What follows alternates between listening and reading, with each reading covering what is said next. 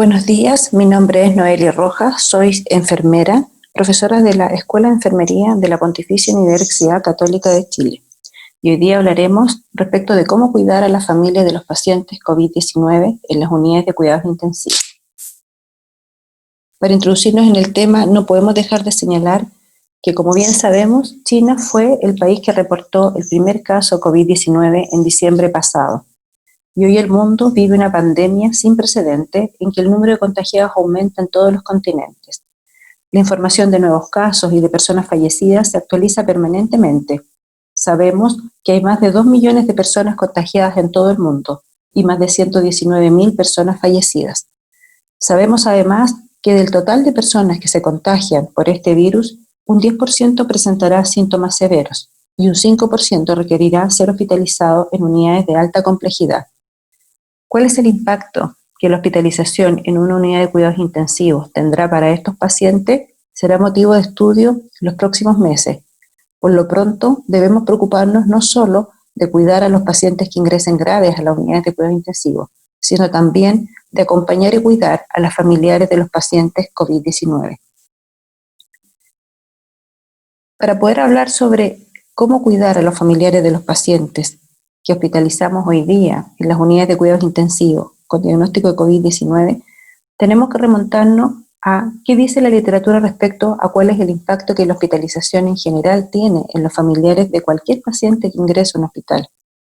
Sabemos que desde el momento en que se diagnostica una enfermedad cuyo tratamiento va a requerir un ingreso hospitalario, tanto el paciente como sus familiares o los cuidadores primarios van a verse implicados en un proceso durante el cual pueden experimentar importantes alteraciones emocionales.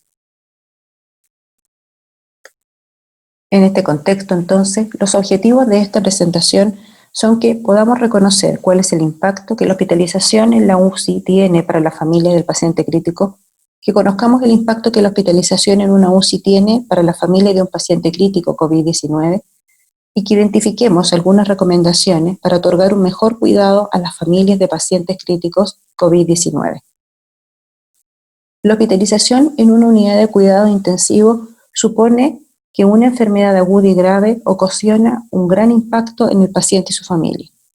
En ocasiones, el paciente es un adulto que se encuentra en un buen estado de salud, que recibe un insulto inesperado que pone en riesgo su vida y que lo hace ingresar a una unidad de alta complejidad.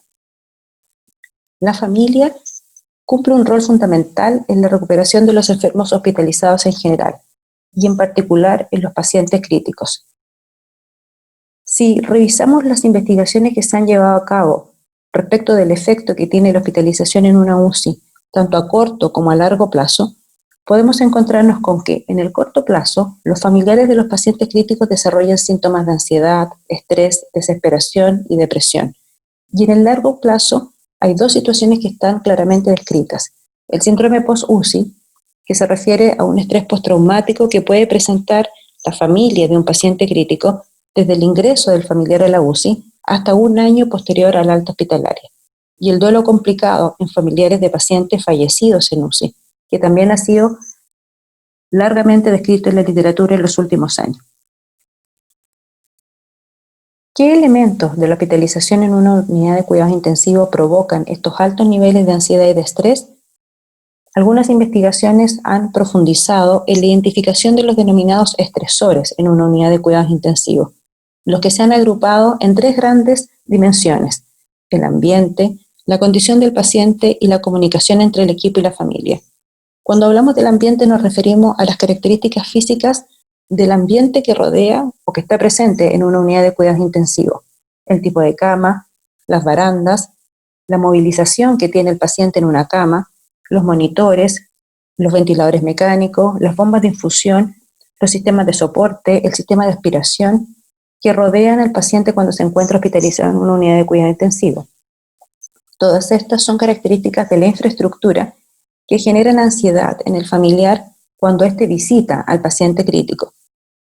La propia condición del paciente, el ver al ser querido invadido con tubos, drenajes, con tensiones que le imposibilitan la movilización de sus manos o que le imposibilitan la posibilidad de hablar, generan ansiedad, angustia, preocupación en el familiar que accede a la visita, y las dificultades propias de la comunicación entre el equipo y la familia.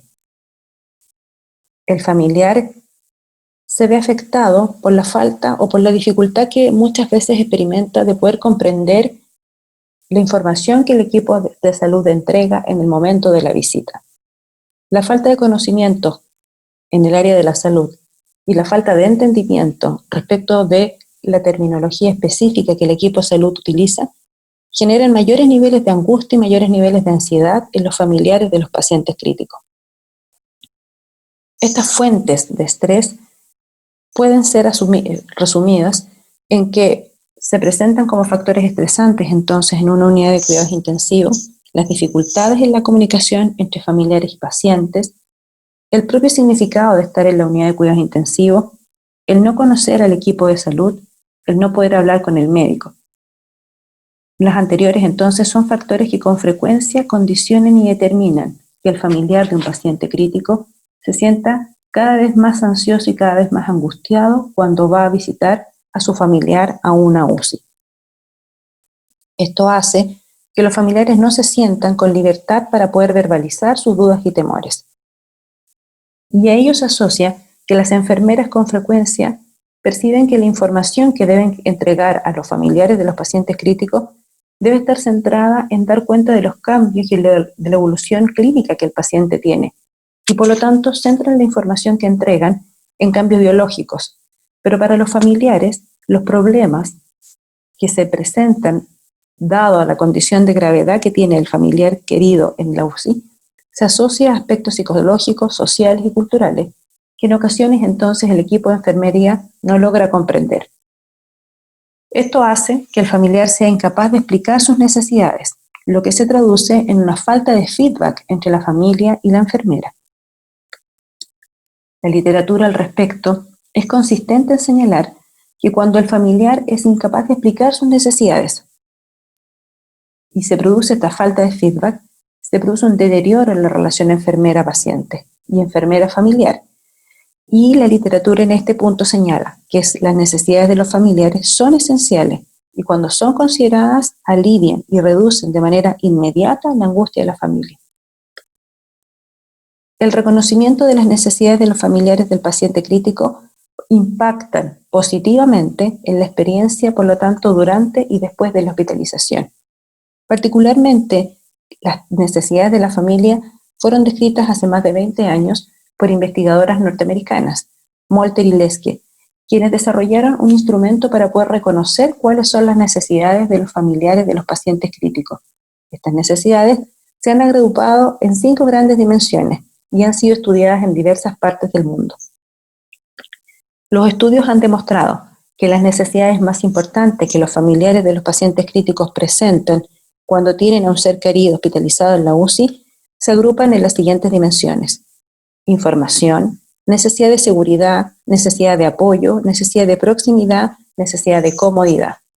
En una situación habitual de una unidad de cuidados intensivos, como la que se presenta en la imagen, donde se encuentra un paciente rodeado de su familia, pero también del equipo de salud, la enfermera se pregunta entonces, ¿cómo yo logro satisfacer las necesidades más importantes que tiene la familia?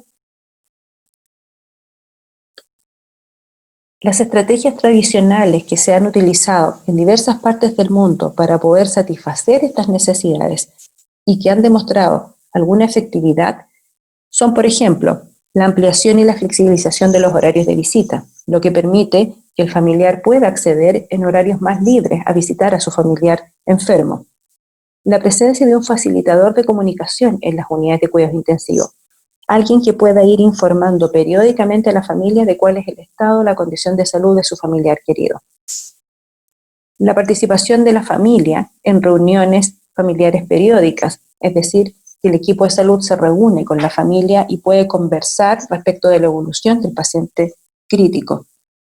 La elaboración y la entrega de folletos educativos que permiten a la familia comprender cómo funcionan las unidades de cuidado intensivo y cuáles son las técnicas, los procedimientos y los horarios en que se realizan algunos puntos importantes del cuidado del paciente crítico. Y la presencia de familiares en rondas de equipos de salud. Todas estas estrategias, que tradicionalmente pueden ser aplicadas en distintas unidades de cuidado intensivo, han ido demostrando efectividad para poder abordar las necesidades de los familiares y por lo tanto permiten que en el contexto de una unidad de cuidados intensivos, si bien el paciente se encuentre grave, el familiar pueda estar presente, tomar la mano y sentirse más cerca de este ser querido que se encuentra en una condición grave. Pero ¿qué ocurre con las necesidades de la familia en el contexto de la pandemia por COVID-19? Imagen como la anterior, la vemos reemplazada por esta otra imagen, donde la necesidad de establecer un distanciamiento físico imposibilita la posibilidad de que la familia, ¿cierto?, acceda con mayor frecuencia a visitar a su ser querido. En ocasiones nos vamos a encontrar con familiares que por una propia forma de poder cuidarlos, ¿verdad?, ellos van a tener que estar en una situación de cuarentena en su domicilio y no van a poder visitar siquiera a su ser querido. O las normas hospitalarias van a establecer la prohibición de que acceda a la familia o que estos pacientes graves tengan visita. ¿Qué hacer entonces? El desafío actual es poder trabajar de forma organizada y cooperativa en implementar estrategias con el objetivo de disminuir el impacto de la crisis y preparar a los familiares para la toma de decisiones que la estadía de un familiar en la UCI implica. Pero también el desafío actual está en tomar los mejores ejemplos de intervenciones que hayan resultado efectivas en otros países. Las siguientes son un listado de recomendaciones basadas en revisiones de literatura, en experiencias reportadas actualmente por enfermeras en el mundo, pero también en experiencias locales que han dado cuenta de algunas intervenciones que al realizarlas permiten disminuir los niveles de ansiedad, de estrés en los familiares de los pacientes críticos que hoy tenemos hospitalizados en las unidades de cuidados intensivos por COVID-19. Si pensamos que hoy el familiar no puede estar cerca de su ser querido hospitalizado en la UCI, y más bien la forma de comunicación es a distancia, mediante un teléfono, mediante videoconferencia, ¿cómo podemos hoy día, cómo pueden hoy día las enfermeras del mundo lograr satisfacer este grupo de necesidades, ¿verdad?, de las que nos hablaban las investigadoras norteamericanas? Este es el desafío. ¿Cómo lograr satisfacer necesidades de información, de seguridad, de apoyo, de proximidad, de comodidad, mediante el distanciamiento que hoy día la pandemia nos exige? Para poder responder a esa gran pregunta, tal vez deberíamos hacernos algunas preguntas pequeñas o más acotadas. Por ejemplo, pensar en cómo se debe entregar entonces la información en una situación de pandemia. ¿Cómo podemos acercarnos? ¿Cómo hacer que los familiares que están lejos y que no pueden visitar a su familiar por restricciones físicas, ¿verdad? ¿Cómo podemos hacerlos sentir más seguros? ¿Cómo podemos hacer que se sientan acompañados? ¿Y qué podemos hacer frente a situaciones que podrían darse en una situación de pandemia como la que se vive hoy día en términos de los casos de fin de vida? ¿Cómo entregar la información? Para poder entregar hoy día la información a la familia y disminuir sus niveles de ansiedad, las recomendaciones apuntan a, en primer lugar, identificar un familiar responsable en el grupo familiar. Alguien que pueda asumir el rol de ser el familiar con el que el equipo de salud se va a comunicar permanentemente para poder entregar la información. Ya sabemos entonces que lo más probable es que el grupo familiar más cercano del paciente que tengamos hospitalizado en la unidad de cuidados intensivos no va a poder acceder a la unidad de cuidados intensivos porque va a estar teniendo sus propias medidas de protección, realizando una cuarentena preventiva, por ejemplo. Por lo tanto, es importante que al interior del grupo familiar se identifique a alguien que será quien recepcione la información que el equipo de salud desde el hospital entregue. Sin duda que una de las segundas estrategias más importantes es poder entregar información, por ejemplo, de una manera bien sencilla a través de la vía telefónica. Los familiares, si pensamos en términos generales, en condiciones basales, no en una situación de pandemia, la familia ya vive niveles de ansiedad y altos niveles de estrés derivados de la propia condición de que el paciente se encuentre en una UCI. Imaginemos el nivel de estrés y de ansiedad que pueden estar experimentando hoy esos familiares. La recomendación entonces es entregar información vía telefónica, siempre. Identificar también en el equipo de salud un interlocutor que esté previamente definido. Se sabe que con frecuencia en la visita familiar es el médico el que entrega la información. En una situación excepcional como la que viven las UCI hoy en el mundo, podría ser el médico el que entregue la información, pero no está exento de que sea otra persona propia, parte del equipo de profesionales que trabajan en la UCI, el que realice esta entrega de información. Tener horarios claramente definidos, conocidos y respetados, para que se establezca esta comunicación. Registrar la información que se entrega. Es importante dar continuidad a la información que se entrega. Por lo tanto, quien realice la entrega de información a la familia, por el medio que sea, debe registrar el tipo de información que se entregó, de manera de ir aportando diariamente nueva información a esta familia. Y dar espacio a la familia para que tenga oportunidad durante el día para llamar a la unidad. Siempre y cuando la unidad cuente con un equipo que en el fondo pueda responder las llamadas de estos familiares que están en sus casas. ¿Qué características específicas tendría que tener la información que se entregue? La información que se entregue debe ser entregada mediante un lenguaje que sea comprensible. Evitar principalmente los tecnicismos. Ya hemos entendido que una de las principales fuentes de estrés en los familiares de los pacientes críticos está dada por las dificultades para comunicarse con el equipo de salud. Tenemos que ponernos en el lugar del otro y por lo tanto poder comprender que el familiar que está al otro lado de la línea telefónica no comprende la terminología con la que con frecuencia los profesionales en una UCI se expresan para referirse a la evolución clínica de un paciente. La información debe ser actual, debe ser precisa y responder a las preguntas que la familia tenga. Y además debe demostrar preocupación de parte del equipo de salud. Siempre además se recomienda que en el momento de entregar información se dé espacio para que la familia pueda hacer preguntas y estas preguntas deben ser respondidas. ¿Mediante qué métodos o mediante qué técnicas se puede entregar esta información? ¿Cómo entregar la información? La tecnología hoy día nos permite el uso de dispositivos electrónicos como el de la imagen, que muestra cómo un familiar se comunica a distancia con su paciente crítico. Tenemos que considerar entonces la posibilidad de realizar videollamadas, llamadas telefónicas, por ejemplo, para que el familiar pueda, si es posible, comunicarse con el paciente que está hospitalizado en una unidad de cuidados críticos. Tener presente en este momento que esto se trata de un espacio de encuentro entre el paciente y su familia, y por lo tanto el rol del profesional en una situación de encuentro como esta debe asumir un rol más bien secundario, ser un nexo entre el paciente y la familia. ¿Cómo hacer que esta familia que está lejos se sienta más segura? Algunas recomendaciones se relacionan con, por ejemplo, practicar la escucha activa. Cualquiera sea el medio de comunicación que se utilice, el profesional debe dar cuenta al paciente y a la familia, particularmente en este caso, de que se le está escuchando activamente, de que se está comprendiendo cuáles son las necesidades que ellos tienen, se está intentando entender el lugar y la posición en la que ellos se encuentran, y el equipo de salud que tiene la posibilidad de ver y de observar al paciente crítico debe ser capaz de transmitir a través de este medio de comunicación una escucha activa. Ser honestos en la entrega de información. Dar espacio para la expresión de sentimientos de temor y de angustia o de otros sentimientos que el familiar puede expresar durante una conversación.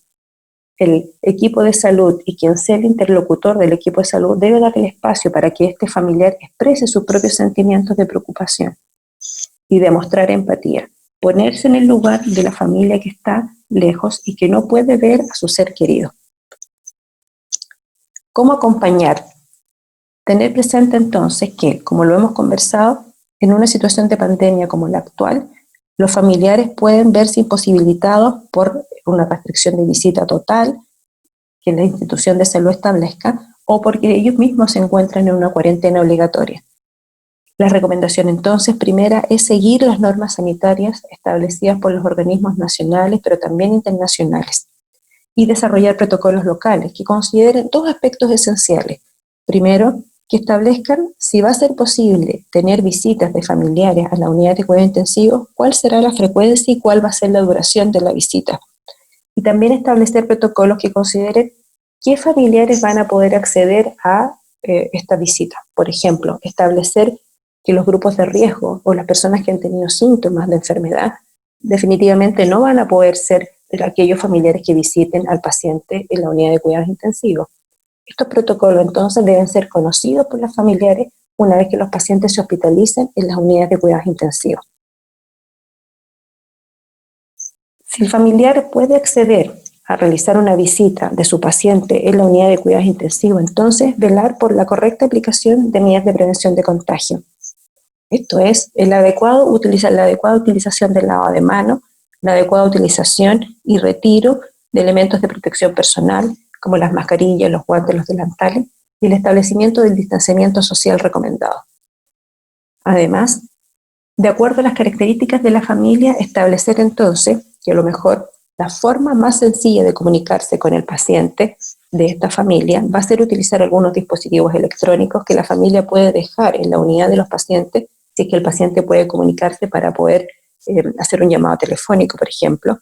Dejar en las unidades de los pacientes algunos objetos alusivos a la familia, por ejemplo, fotografías, dibujos de los niños menores, cartas de los miembros de la familia que permitan establecer y mantener el contacto con el ser querido, grabar videos o audios que el personal de salud pueda presentar y mostrar al paciente crítico en una etapa posterior ya de recuperación, leer cartas que los familiares hayan entregado, hayan hecho llegar al equipo de salud para su paciente grave en la unidad de cuidado intensivo, y desarrollar folletos informativos por parte del equipo de salud que pueden ser entregados a las familias con información precisa respecto de cómo funcionan las unidades de cuidado intensivo, cuáles son los horarios en que los familiares pueden llamar y cuáles son las vías de comunicación que se van a establecer. Pero además, podría ser preciso que esta familia requiera, como ya hemos conversado, algún tipo de apoyo psicosocial importante o algún contacto incluso con algún guía espiritual o religioso que pueda canalizar de mejor manera los síntomas de angustia, de ansiedad o de estrés que la familia está viviendo producto de la lejanía de su ser querido. Por lo tanto, las intervenciones que se implementen para poder satisfacer las necesidades de acompañamiento, de apoyo, de cercanía de los pacientes, de los familiares de los pacientes críticos, deben estar ajustadas a las necesidades de apoyo y de proximidad particulares de cada familia y haberlas conversado previamente con ellos. Particularmente ahora, ¿qué hacer frente a los casos de fin de vida? Como hemos dicho, un porcentaje menor, pero no despreciable, de pacientes COVID-19 podrían llegar a una instancia de extrema gravedad que los ponga en riesgo de vida y que incluso los lleve a una etapa de fin de vida. En estos casos, entonces, se debe tener presente la situación particular de cada país y los marcos regulatorios vigentes. En los países en general existen normas legales, judiciales, sociales, establecidas por los ministerios de salud o por los gobiernos locales que determinan cómo son implementadas las intervenciones en el caso de pacientes que están en etapa de fin de vida. Es importante que en el marco de estas recomendaciones ministeriales o gubernamentales más amplias, se desarrollen protocolos que favorezcan el cuidado y el acompañamiento de pacientes y familiares al final de la vida, de manera de poder acercar al paciente a su familia, aun cuando se encuentre en el contexto de una pandemia como la que hoy día se vive. Para ello es importante que los protocolos establezcan claramente cuándo se inicia un proceso de fin de vida, en qué condiciones, cuando un paciente se encuentra en una etapa de fin de vida. Pensar en estrategias que permitan, aun cuando el paciente se encuentre en un estado de fin de vida o en un proceso de fin de vida, pensar en estrategias que favorezcan el contacto del familiar con el paciente. Si no es posible que la familia acceda a la visita de este paciente que va a fallecer, entonces favorecer el contacto, por ejemplo, mediante una videoconferencia, siempre y cuando la familia así lo desee. Proveer al familiar de la posibilidad de tener un acompañamiento de acuerdo a su propio credo. Si la institución de salud cuenta con personal que pueda cumplir esta función, darle la oportunidad a la familia entonces de poder acceder a este beneficio.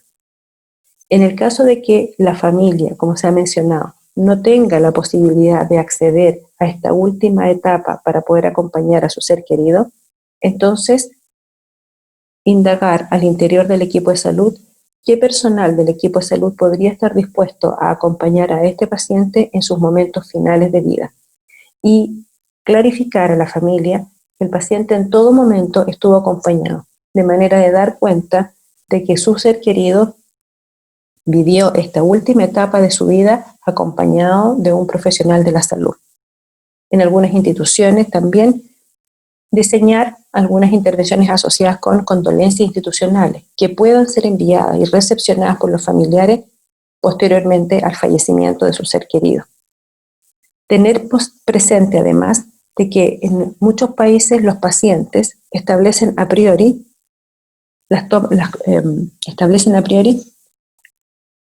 algunas declaraciones respecto de cómo quieren vivir estas últimas etapas de su proceso de vida y por lo tanto tener presente la posibilidad de implementar toma de decisiones compartidas respecto de fin de vida y la implementación de medidas ordinarias y extraordinarias de acuerdo a la condición clínica y al pronóstico.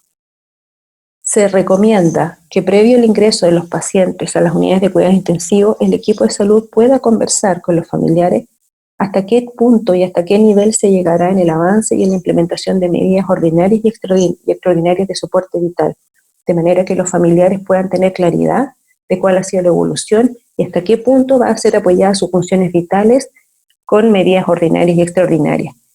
Y establecer precozmente, desde el ingreso de un paciente a la UCI, como lo recomienda la literatura, la presencia en todo momento del equipo de cuidados paliativos, que pueda ir discutiendo en conjunto con el equipo de la UCI y la familia la posibilidad del inicio o el retiro, la mantención de los sistemas de apoyo de las funciones vitales. Para ir terminando, y a modo de conclusión, como bien señalamos al inicio de esta presentación, desde el momento en que se diagnostica una enfermedad cuyo tratamiento va a requerir un ingreso hospitalario, tanto el paciente como sus familiares o cuidadores primarios se ven implicados en un proceso durante el cual pueden experimentar importantes alteraciones emocionales. Hoy día, la pandemia de COVID nos pone a las enfermeras en un desafío permanente de cómo trabajar conjuntamente para poder satisfacer las necesidades de los familiares de los pacientes críticos que ingresen a una unidad de cuidados intensivos y que experimenten necesidades importantes asociadas a sus síntomas de ansiedad y estrés. Es de esperar que el trabajo conjunto de las enfermeras en las unidades de cuidados intensivos, junto con otros profesionales del equipo de salud, nos permitan observar imágenes como esta, en que a pesar del distanciamiento social, el paciente puede verse acompañado de profesionales que disminuyen su propia ansiedad, pero que también sean un nexo con su familia y puedan canalizar y disminuir las angustias y la ansiedad que la familia experimenta producto de la hospitalización de su ser querido en una unidad de cuidados intensivos. En el año de la enfermería, el legado de Florence Nightingale sigue vivo, mientras el mundo se debate con la pandemia del coronavirus. Muchas gracias.